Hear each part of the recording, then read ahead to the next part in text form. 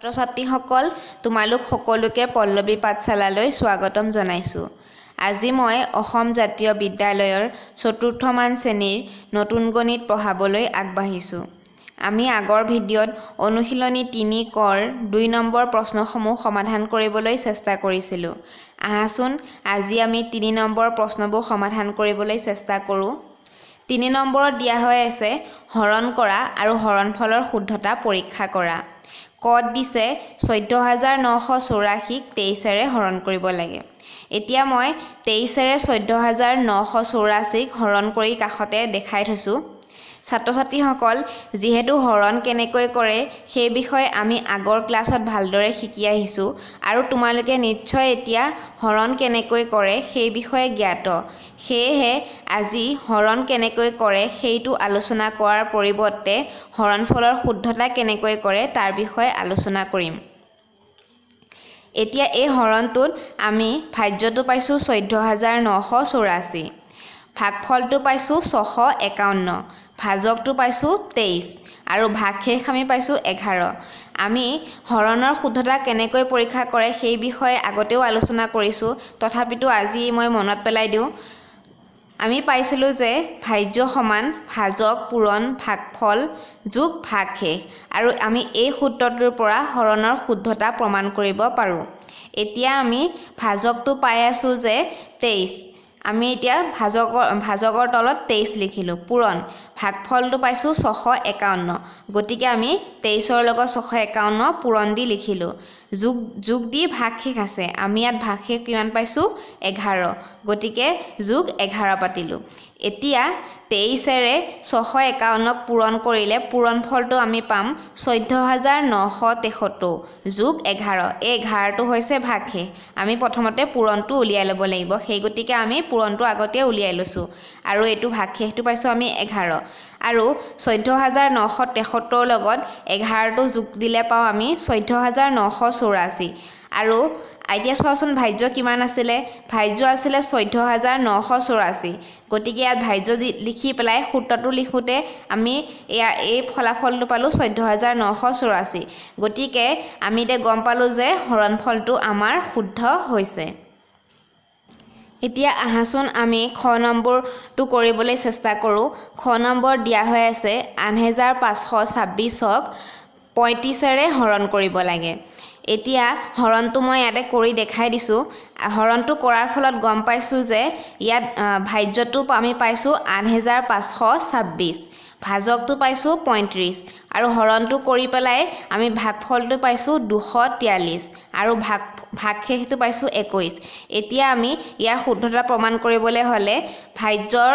এই সূত্ৰটো আমি লিখি ল'ব লাগিব। আমি পাইছোঁ যে ভাজ্য সমান ভাজক পূৰণ ভাগফল যোগ ভাগশেষ, গতিকে আমি এই অংকটোত ভাজক পাইছোঁ ৩৫ লিখিলোঁ। প্ৰথমতে ৩৫ লিখি পূৰণ দিলোঁ। ভাগফলটো পাইছোঁ আমি ২৪৩, গতিকে ভাগফলৰ ঠাইত ২৪৩ লিখিলোঁ যোগ ভাগশেষ। এতিয়া ইয়াত ভাগশেষ পাইছোঁ ২১, গতিকে আমি ইয়াত ২১ লিখিলোঁ। প্ৰথমতে আমি পূৰণটো কৰি ল'ম, গতিকে আমি পাইছোঁ ৩৫ আৰু ২৪৩ক পূৰণ কৰিলে পূৰণফল পাওঁ ৮৫০৫। আমি এইটো প্ৰথমতে ৮৫০৫টো লিখি ল'লোঁ। তাৰ পাছত যিটো ভাগশেষ আছে তাৰপিছত সেই ভাগশেষটো লিখি ল'লোঁ ২১। আমি ভাগশেষ পাইছোঁ। এতিয়া ৮৫০৫ৰ লগত ২১টো যোগ দিলে পাওঁ আমি ৮৫২৬। এতিয়া তোমালোকে চোৱাচোন, আমি যিহেতু ভাজ্য পাতি সমান চিন দি লিখিছিলোঁ, গতিকে আমি ভাজ্যটো কিমান পাইছোঁ ৮৫২৬। আমাৰ এতিয়া প্ৰশ্নটোত চোৱা ভাজ্যটো কিমান আছিলে, ভাজ্যটো আছিলে ৮৫২৬, গতিকে আমি ইয়াৰ দ্বাৰা প্ৰমাণিত হ'ল যে আমি কৰা হৰণফলটো শুদ্ধ হৈছে। এতিয়া আমি গটো কৰিবলৈ চেষ্টা কৰিম।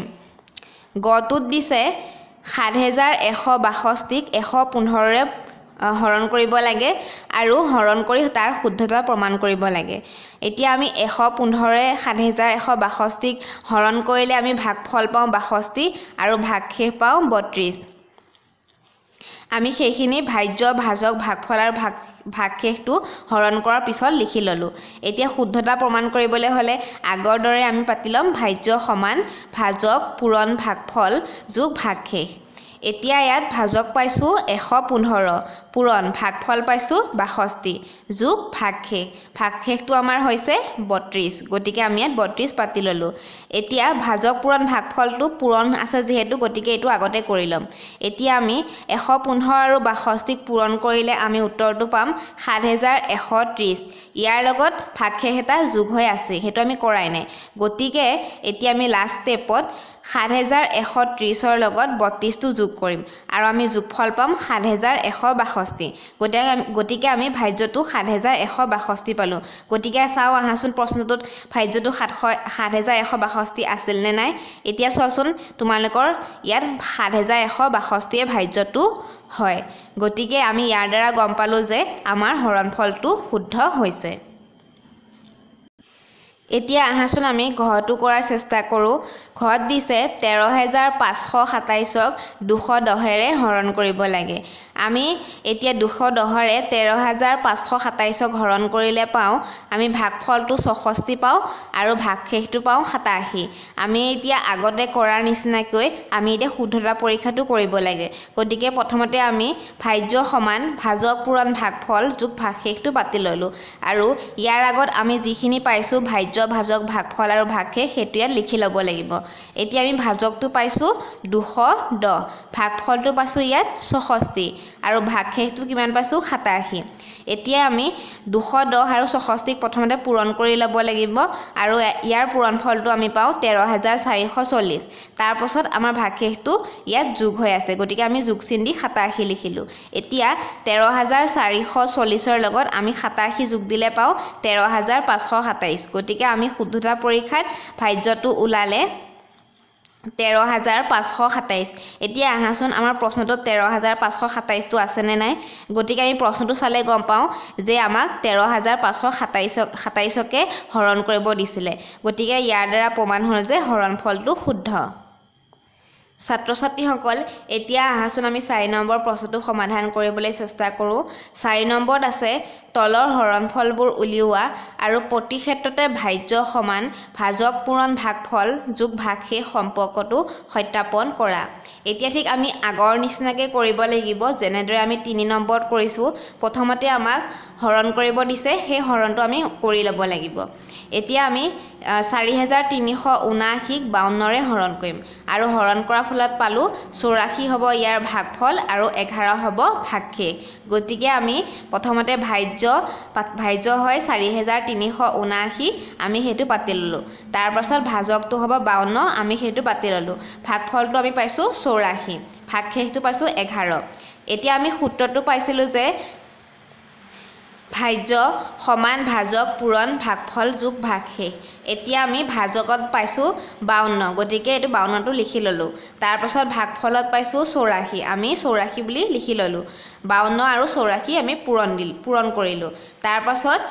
যোগ ভাগশেষ গতিকে ভাগশেষ আমি পাইছিলোঁ 11 গতিকে ইয়াত 11টো পাতি ল'লোঁ এতিয়া 52 আৰু 84 পূৰণ ফলটো হয় 4368 এতিয়া আৰু ভাগশেষটো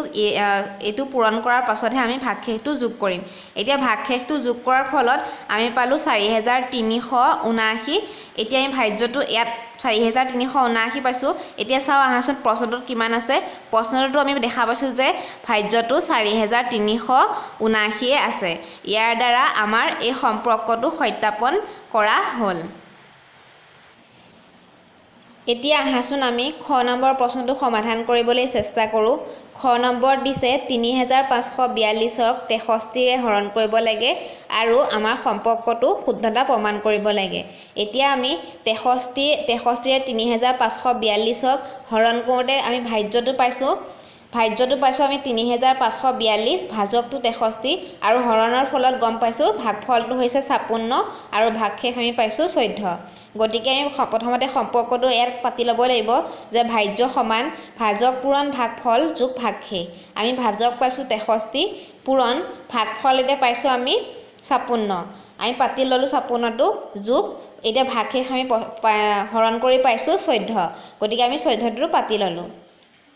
তাৰ পিছত এতিয়া আমি 63 আৰু 56 পূৰণফলটো হৈছে 3528 আমি হেতু 3528 পাতি ললো যোগ 14 এতিয়া আমি 3528 যোগ 14 কৰিলে আমি যোগফলটো পাম 3542 তাৰ মানে আমি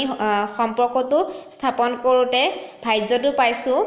3542 এতিয়া প্ৰশ্নটো চাও আহাচোন আমি ভাজ্যটো 3542 আছিল নে নাই আমি এতিয়া প্ৰশ্নটো চালে গম পাও যে প্ৰশ্নটো ভাজ্যটো 3542 হৈছে অৰ্থাৎ আমাৰ সম্পৰ্কটো সত্যাপন কৰা হ'ল ঠিক তেনেদৰে আমি এতিয়া গ নম্বৰ প্ৰশ্নটো সমাধান কৰিবলৈ চেষ্টা কৰিম গ নম্বৰত আছে 4795 182 এ হৰণ কৰিব লাগে এতিয়া আমি ইয়াত পাইছো ভাজ্যটো 4795 ভাজকটো হৈছে 182 আৰু হৰণ কৰাৰ পিছত আমি গম পাইছো ইয়াত ভাগফলটো 26 আৰু ভাগশেষ পাইছো 63 গতিকে আমি প্ৰথমতে ভাজ্য সমান ভাজক পূৰণ ভাগফল যোগ ভাগশেষ এইটো পাতি ললো তাৰ পিছত এতিয়া ভাজকত পাইছো ভাজকটো হৈছে 182 পূৰণ ভাগফলটো আমি পাইছো ভাগফল পাইছো 26 গতিকে ইয়াত 26 টো পাতি ললো যোগ ভাগশেষ পাইছো আমি 63 এতিয়া 182 পূৰণ 26 কৰিলে আমি পূৰণফলটো পাও 4732 4732 ৰ লগত এতিয়া আমি 63 টো যোগ দিব লাগিব কাৰণ 63 টো হৈছে ভাগশেষ এতিয়া আমি 4732 যোগ 63 আমি কৰিলে আমি যোগফলটো পাও 4795 গতিকে ইয়াটো ভাজ্য আছিল 4795 গতিকে আমাৰ সম্পৰ্কটো সত্যাপন কৰা হ'ল এতিয়া আমি আগৰ দৰে ঘৰ নম্বৰ প্ৰশ্নটো সমাধান কৰিম ঘৰ নম্বৰ দিছে 7768 172 ৰে হৰণ কৰিব লাগে এতিয়া আমি ইয়াত পাইছো ভাজ্যটো হৈছে 7768 ভাজকটো হৈছে 172 ভাগফলটো পালো আমি হৰণ কৰি 45 আৰু ভাগশেষ পাইছো 28 আমি ঠিক তেনেদৰে ভাজ্য সমান ভাজক পূৰণ ভাগফল যোগ ভাগশেষ বুলি পাতি ললো এতিয়া ভাজকটো আমি পাইছো 172 পূৰণ ভাগফলটো পাইছো 45 যোগ ভাগশেষটো পাইছো আমি 28 এতিয়া 172 পূৰণ 45 কৰিলে আমি পূৰণফলটো পাও 7740 আৰু ইয়াৰ লগত যোগ 28 পাতিম কাৰণ 28 টো হৈছে ভাগশেষ গতিকে আমি এই দুটাৰ যোগফল পাম 7768 এতিয়া আমি সম্পৰ্কটো স্থাপন কৰিলে পালো 7768 এতিয়া আমি আহাচোন 7768 টো ভাজ্য হয় নে নহয় আমি এতিয়া প্ৰশ্নটো পাইছো যে 7768 টো হৈছে ভাজ্য গতিকে আমাৰ সম্পৰ্কটো সত্যাপন কৰা হ'ল ছাত্ৰ ছাত্ৰীসকল এতিয়া আহাচোন আমি 5 নম্বৰ প্ৰশ্নখিনি সমাধান কৰিবলৈ চেষ্টা কৰো 5 নম্বৰ দিছে ছুটি নিয়মৰে হৰণ কৰা এতিয়া আমাক 2712 হৰণ কৰিব দিছে 6 ৰে আৰু এইটো আমি আগৰ নিচিনাকৈ নকৰি ছুটি নিয়মেৰে হৰণ কৰিব লাগে তোমালোকক মই ছুটি নিয়মেৰে কেনেকৈ হৰণ কৰে আগতেও শিকাইছো তথাপিতো তোমালোকক এতিয়া মই প্ৰশ্নখিনি সমাধান কৰি দিবলৈ চেষ্টা কৰিম আমি আগতে হৰণ কৰাৰ নিচিনাই প্ৰথমতে ভাজ্যৰ প্ৰথম অংকটো ললো এতিয়া আছে আমাক 2 যেহেতু 6 তকৈ 2 টো সৰু গতিকে আমি হেতু হৰণ কৰিব নোৱাৰো গতিকে আমি ইয়াৰ লগত 7 টো লৈ ললো এতিয়া কি হ'ব আমি 27 পালো গতিকে এতিয়া আমি জানো যে 6 4 গুণ 24 আমি 27 ক তো 6 ৰে সম্পূৰ্ণৰূপে হৰণ না যায় গতিকে 27 তকৈ ঠিক সৰু সংখ্যাটো ল'ব লাগিব যেটো 6 ৰে বিভাজন যায় গতিকে আমি পালো 6 4 গুণ 24 এতিয়া আমি 27 ৰ পৰা 24 বিয়োগ কৰিলে পাও 3 এতিয়া আমি তোমালকে 3 এটা এখিনতে নিজে ধৰি লবা যে 3 এটা আছে গতিকে এতিয়া আমি জানো যে এতিয়া এটো 3 টো থাকাৰ কাৰণে এতিয়া এটো কিমান হল 31 এতিয়া আমি জানো যে 6 ৰে 31 ক সম্পূৰ্ণৰূপে হৰণ না যায় আৰু এতিয়া আমি কৰিব লাগিব কি যে 31 তকৈ ঠিক সৰু সংখ্যা এটা ল'ব লাগিব যেটো নেকি 6 ৰে হৰণ যায় গতিকে আমি জানো যে 6 5 গুণ 30 গতিকে আমি 30 যদি 30 পাতো তেনেহলে ইয়াত আগতে 31 আছিল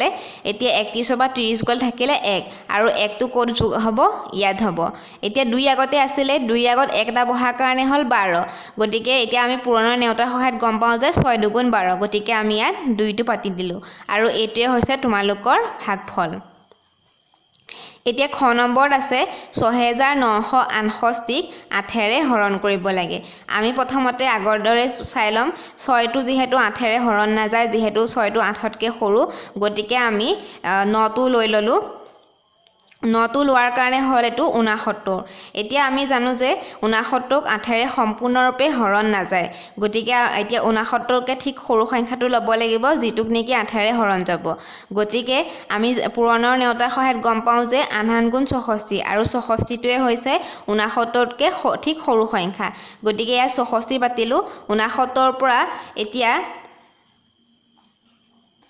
69ৰ পৰা আমি 8 গুণ 64 কৰিলে ইয়াৰ বিয়োগফলটো পাওঁ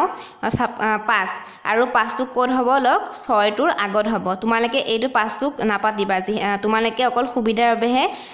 সৰুকে পাতি ল'ব পাৰা